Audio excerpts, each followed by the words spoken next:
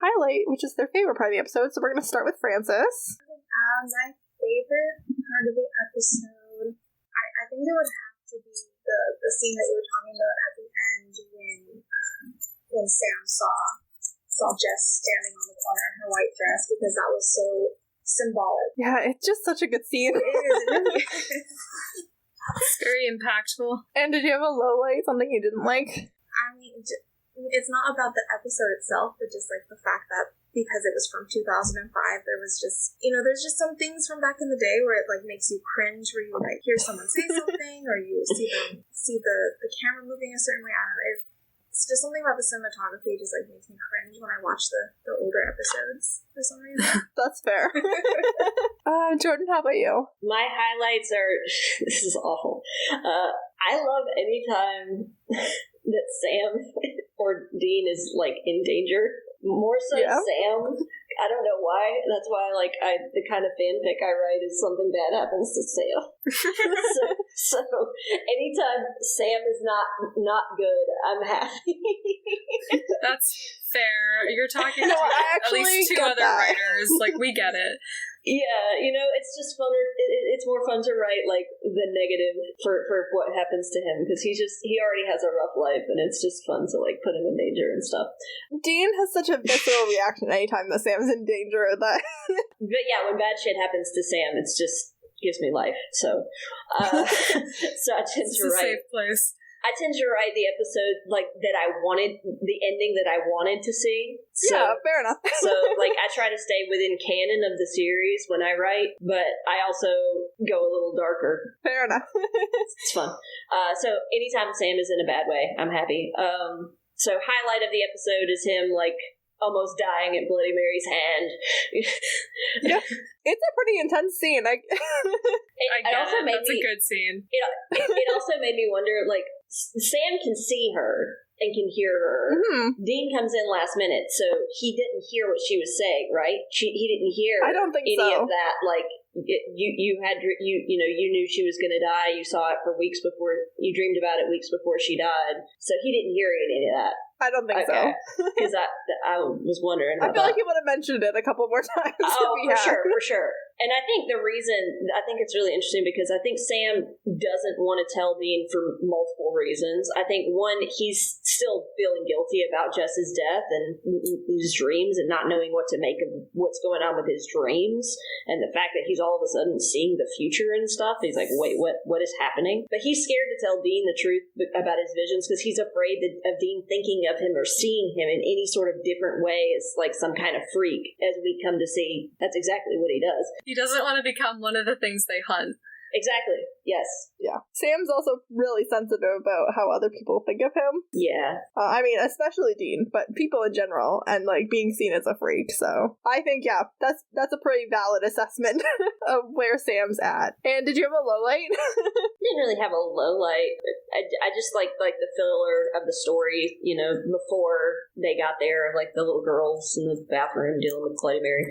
That's kind of just the low light. Is like it drives the story forward, but I don't care. And Meredith, did you have a highlight and a low light this week? Yes, my highlight was the climax when Dean was like pulling an Uno reverse on Mary and using her own MO against her. That was pretty clever, and I wasn't expecting it when I first saw it, which is one of the reasons why I like it. I think it's one of the first times we see Dean be really smart, like, on the fly. Creative problem solving. Yeah. And my lowlights, I like the episode as a whole, but my lowlight would have to be whenever they're sneaking around someone's house, I just get really, really nervous. Like, someone's going to catch them, and it's going to be really, really secondhand embarrassment. And anyway, I just don't like it when they sneak around people's houses. It just makes me nervous. As a true crime fan and someone who studied criminal justice in school, like, for a whole, 4 years, me and Faith, who is my co-host on my other podcast, like, every time that they're at a crime scene and they're just touching things drives me crazy. Oh, no. They're just out there contaminating crime scenes left and right. Get your DNA off of that right now. Yeah. Surprised they weren't arrested before that. Honestly. My highlight is, I agree with Francis, probably the end where Sam's seeing Jess on the sidewalk as they're driving. Adrian Pilecki just looks like $1 million spooky dollars. Doesn't she usually? I mean, yeah, that's true. And then my low light is that the boys, I guess in this case Sam in particular, are just incapable of being emotionally available to one another even when they're trying. Like, just talk to one another, please. It's okay. It's too early.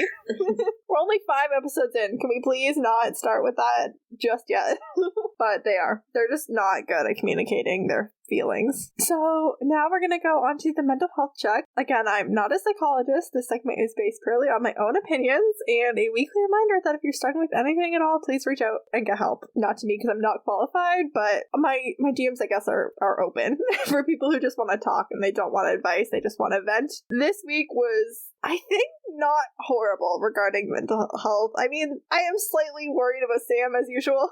Yeah. He's internalizing a lot of guilt about Jess's death, but it still hasn't been that long, so I'm not like super concerned yet. Again, I'm like, for like I don't know, this is like the 3rd week in a row I think I'm saying this, but I'm pleasantly surprised with Dean, who seems to be trying to get Sam to open up and talk and feel less guilty. Like, Dean seems to be doing okay. Yeah, Sam is starting to get a little bit into this self-sacrificing stuff, and he's internalizing a lot of guilt. So I'm getting a little bit more nervous about Sam's mental state. You should be. Like, the last couple weeks I've been like, yeah, it's not great, but like, so he just suffered a big loss, but I'm gonna give it a few more weeks. Now I'm starting to be like, I don't know how many more weeks I can give Sam. Oh dear. I'm starting to get worried. And our next segment is soul transactions. There's not a demon in sight this week, so Later. Not a thing this week. We're not quite there yet.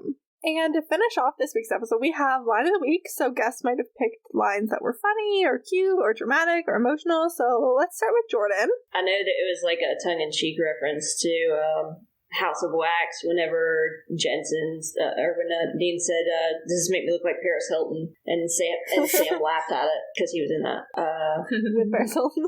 I like that there's a whole episode that's just like a throwback to that. Is such a funny episode. Oh my god. I forget what season it's in. It's in, like, I want to say like 4 or 5. Yeah, I rewatched it recently. But I like that there was a casual reference in this episode.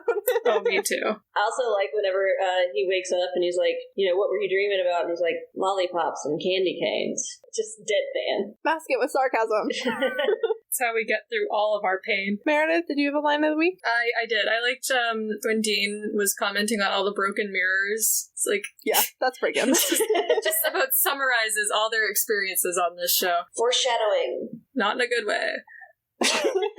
And Francis, how about you? So my favorite line is when Sam and Dean are talking about, like, after they see the body of the dad, and Sam says, it might not be one of ours, it might just be some freak medical thing. And Dean goes, well, how many times in Dad's long and varied career has it actually been a freak medical thing and not a sign of an actual awful supernatural death? And I think it's just funny that pretty good. After everything, he still thinks, well, maybe it's not our kind of thing. It's always going to be your kind of thing. Every time one of them says that, I laugh. Don't you watch this show, boys? Every episode, it seems like, I don't know, especially in some of the later seasons, it feels like every episode they have to, like, convince themselves it is their thing. It's like, can we just start off with the assumption it's your thing? I mean, that's actually kind of funny, because it's like, I'm too tired for this. Please just be normal. Be a normal thing. My line of the week is probably either Sam saying, look, you're my brother, I would die for you, but there's something I need to keep to myself. Or Dean telling Charlie, you're not insane, and then Charlie saying, that makes me feel worse. Poor Charlie. Great. Poor Charlie went through a lot this episode, like... Should have mentioned her in the mental health check, because hers ain't great. Nope. I mean, I think she did pretty good, all things considered. Yeah. I think that, honestly, like, she started out, like, pretty okay, considering she'd been through a bad thing that was carrying a lot of guilt, and then, like, she freaked out because she thought she was gonna die. But then, like, as soon as she wasn't in imminent danger of dying, she was like, okay, I'm gonna try and, like, be fine. I think she came through pretty good, to be honest. She's gonna be messed up in the future, but, like, not as messed up as she could be. Yeah, fair enough. And that's it for this week. I've been KJ here with my guests who are gonna give you some plugs in social media. We're gonna start with Meredith. Alright, I'm at Shades of Dianera on Tumblr and Instagram, and if you go there, you can see lots of drawings for the novel I'm writing. And Francis? I'm on TikTok and Instagram as LetItBeLove_93 and Twitter as Destiel1993, and I post a lot of supernatural content, so if you like that, come see me. And Jordan. You can find me on TikTok at psychicchick, CHIC21. I do a lot of music and supernatural content and fandom-related items. Yeah, it's great. I've been KJ. You can find me on all the social media platforms at Life Messes of KJ. If you want to be a guest on the podcast, you can contact me directly, or you can reach out through the podcast social media. You can find the podcast and email us at supernaturalopinionspodcast@gmail.com, at SPN Opinions Pod on Twitter, Supernatural Opinions Podcast on Facebook, and at Supernatural Opinions Pod on Instagram, and Supernatural Opinions Podcast on Tumblr. And if you could subscribe and leave us a review wherever you listen to this podcast, that really helps people to find us. And if you want to hear more of me and my thoughts, you can check out my other podcast, Series of Opinions, available on all the same places as this one. Thank you again to Faith Ebert for our logo. This episode was written, produced, recorded, and edited by me. And special thanks to our guests. And as always, keep fighting and carry on.